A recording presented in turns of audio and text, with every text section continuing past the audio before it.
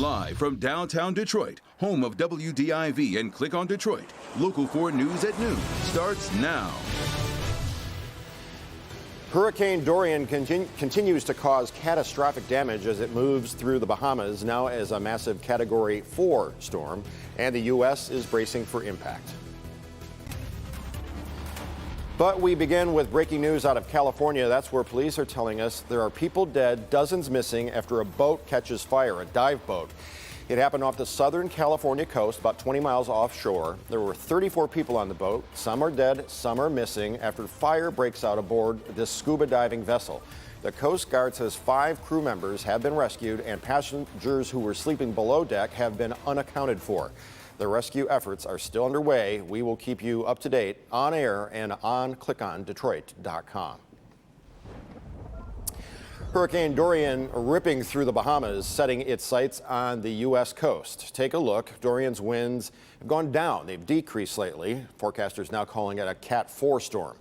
You are seeing the powerful storm from space as it barrels toward the Florida coast. You are also getting a close look at the strong winds ripping through the Bahamas, causing massive damage.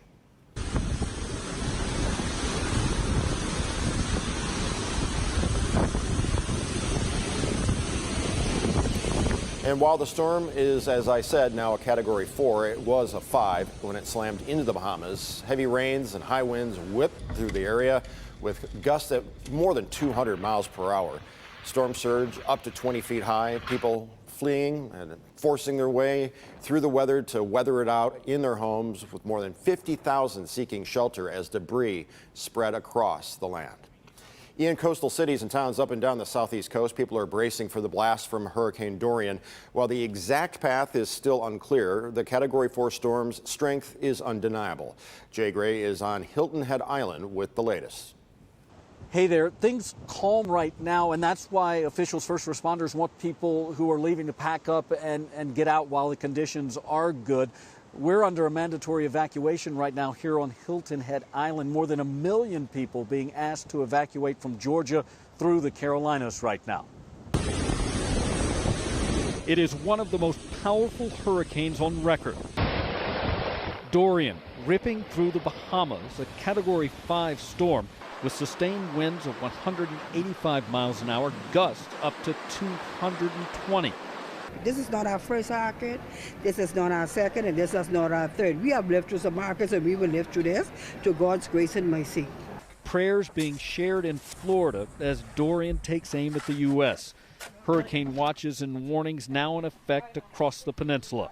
If it doesn't take that turn north, it's coming straight in here at Category 5, so you have to act. Actions that include mandatory evacuations. The governors of South Carolina and Georgia now asking at least 1 million people to evacuate the coastline starting today, with Dorian's forecast track bringing Category 3 winds and waves later this week. You need to take action now if you're at risk. If you've given mandatory evacuation orders, you should not try to tough it out. You should get out. That's what I'm worried about, the wind. The wind that'll be a changer for me to either stay or go. If it's a Category 1, 2, I might stick around. A Category 3 or 4, I might consider going somewhere else. Along with Dorian's strength, it's its unpredictability that makes it so dangerous. This has probably been the most frustrating storm we've ever dealt with. Just not knowing what it's going to do and not knowing where it's going to go and when it's going to come. Regardless of when or where Dorian may strike over the next several days, the time to prepare and for many evacuate is now. Now, it looks like this storm is going to shadow the eastern seaboard. If it does make landfall in this area, it would likely be sometime late Wednesday into Thursday morning. In Hilton Head, South Carolina, I'm Jay Gray. Back to you now.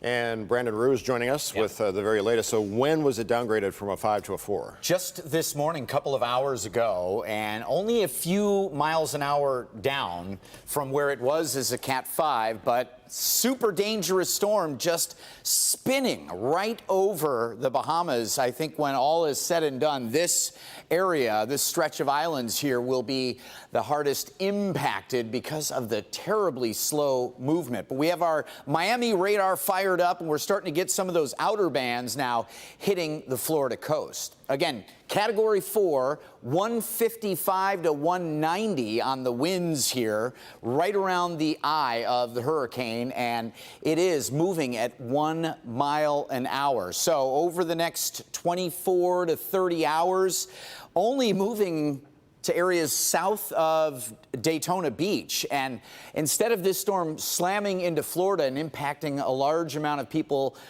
in a small coverage area, it looks like this thing over the entire week is going to impact folks in northern Florida, parts of Georgia, South North Carolina, all as at least a Category 2 storm. So it will slowly downgrade, but in the meantime, life-threatening storm surge and crazy rains and winds.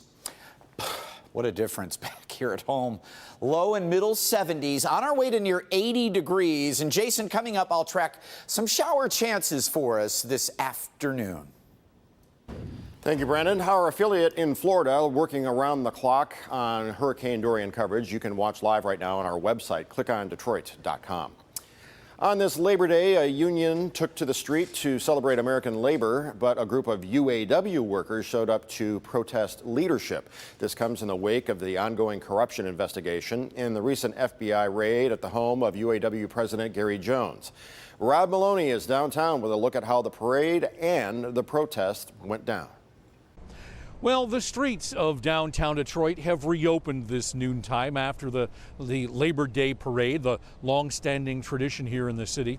And it was exceptionally well attended, as always. Many differing unions, millwrights, Teamsters, UAW. But that's the thing that was sort of the underlying current of this, because there was a raid last week of UAW President Gary Jones' house. And the UAW president did show up here at the parade today. Although we tried to find him, we did not. He was here at the parade and then left before we could get a chance to ask him a couple of questions about where things stand. But one of the things that stuck out in this year's parade is that UAW membership was protesting in fairly sizable number, a few dozen protesters with signs, very vocal about their situation. And so we wanted to talk to them and also talk to the UAW about what it is they're thinking. And so let's hear from them. We're out here not protesting the Labor Day parade or laborers, because we are the laborers. What we're protesting is the corruption, the collusion, the nepotism, the concessions, and the job losses. We feel that our leadership at the Solidarity House and management are too intertwined, and there's no fine line between the union and the company anymore.